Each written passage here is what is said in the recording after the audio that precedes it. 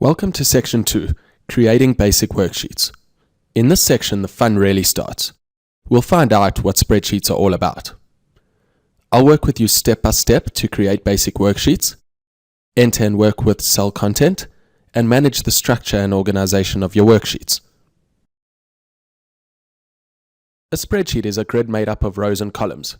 In Excel, this grid is called a worksheet.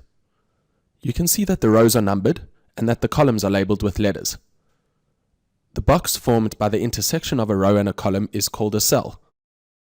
When you type text, formulas, and numbers into cells, they appear in two places, in the cell itself and in the formula bar.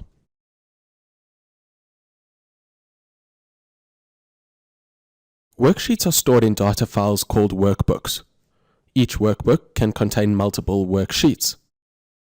At the bottom of the Excel window, you find worksheet tabs. Each tab is a separate worksheet. Together, they make up a workbook. Clicking a cell makes it active. You must make a cell active before typing anything into it. When a cell is active, you'll see a thick black line around the cell's border. This is the cell cursor. The combination of a cell's column letter and row number is the cell address or name. Now there are three ways to move the cell cursor around a worksheet. Number 1, press the arrow keys.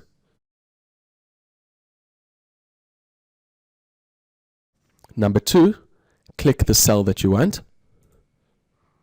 And number 3, you can get fancy and use one of many keyboard shortcuts.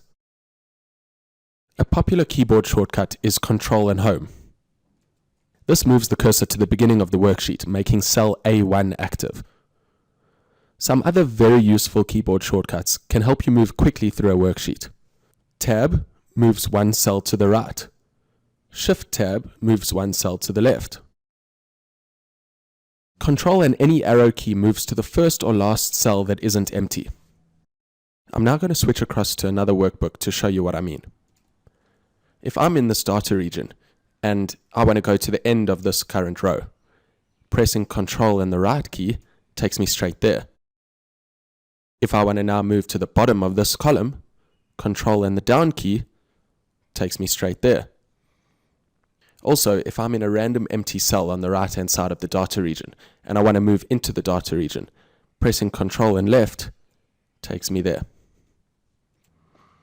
If I press Control and the right arrow key here, my cursor will be moved to the very last column of this worksheet, column XFD. I'll press Control and left to go back to A1.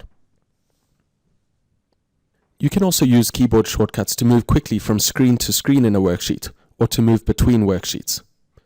Page down or page up moves one screen down or up. Alt and page down or up moves one screen right or left. Control and page down or up moves to the next or the previous worksheet in a workbook. Sometimes you might want to make changes to a series of cells all at once. To do that, you need to select a range of cells. As before, you have three ways to accomplish this. The simplest way is to click and drag through a series of cells. You can also use keyboard shortcuts. For example, holding down the Shift key and pressing the right arrow key extends your selection to the right. Hold down the Control key to select non-continuous ranges.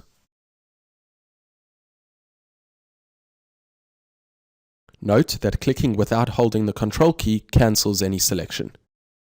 You can use a variety of keyboard shortcuts to select cell ranges quickly and easily, just like you use them to select single cells. Control, Shift, and an arrow key selects until the first or last cell that isn't empty in the same row or column. Control Shift Home selects to cell A1. Control Shift End selects to the last used cell on this worksheet. Control Shift Page Down or Up selects the current and next or previous sheet in the workbook. Control Spacebar selects the entire column. Shift Spacebar selects the entire row.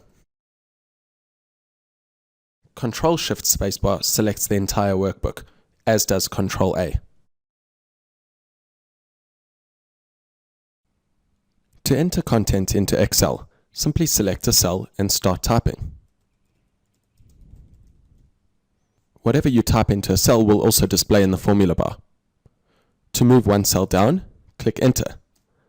To move one cell to the right, click Tab. When entering data, you want to save your workbook often to avoid losing content because of a computer glitch. To do this quickly, press Ctrl S. You can also click on the little Save button on the Quick Access toolbar. You're bound to make a mistake at some point when you're entering data. Over here, I've left out an M. To edit the content of a cell, you can double-click on the cell to display the insertion point, and then delete, add, or correct the content that is wrong. You can use editing techniques that you may know from Word or other Office programs. For example, double-clicking a word in the cell to select the whole word.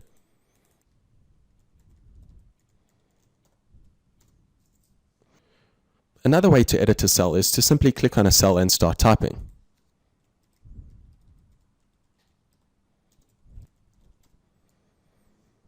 You can also click the formula bar and edit the contents from there.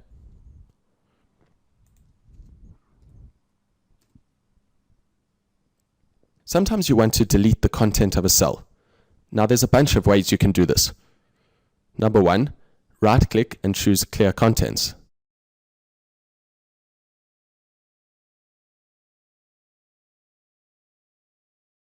Number 2, click Home, Editing, Clear Contents.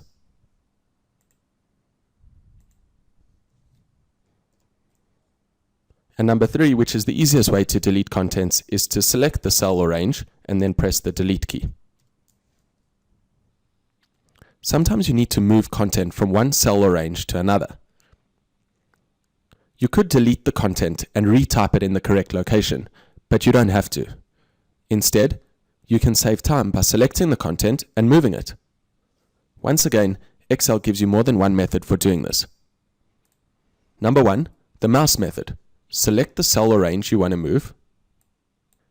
Click and hold on the outline of the range once your cursor changes to the little 4-pointed arrow. Using your mouse, drag the content to its new position and release the mouse.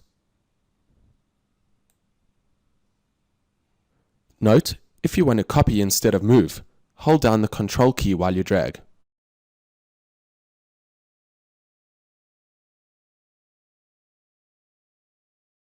Number 2, using the clipboard method. Once again, select the cell or range. Click Home, Clipboard, Cut.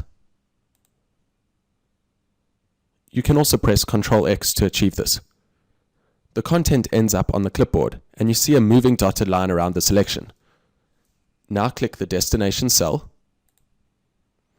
and click the Paste button or press Ctrl V. Using the clipboard method, you can either select the same size and shape of block for the destination, or you can select just a single cell, in which case the paste will occur with the selected cell in the upper left corner. If you want to copy content rather than move it, click the copy icon instead of the cut icon, or press Ctrl C. Paste using the paste icon or Ctrl V. You can paste content more than once if you need to.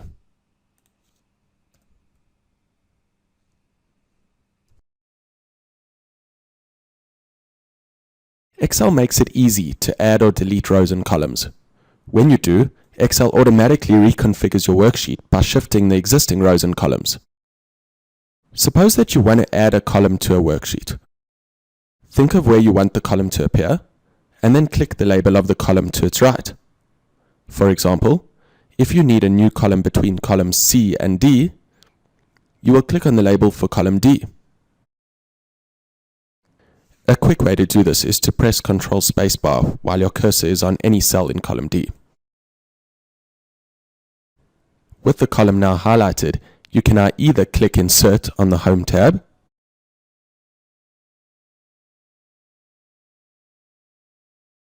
right-click and choose Insert.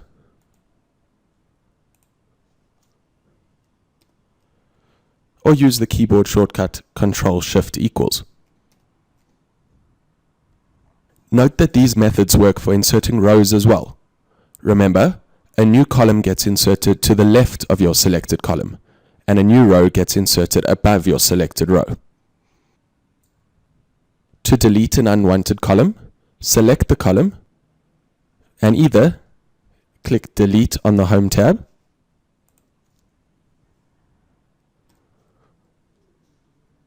right-click and select Delete,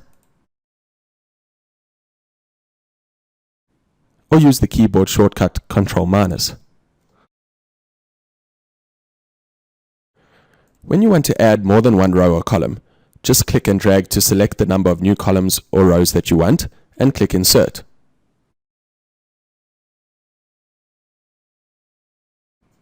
You can also click any cell and choose Insert Sheet Rows or Insert Sheet Columns from the Insert menu.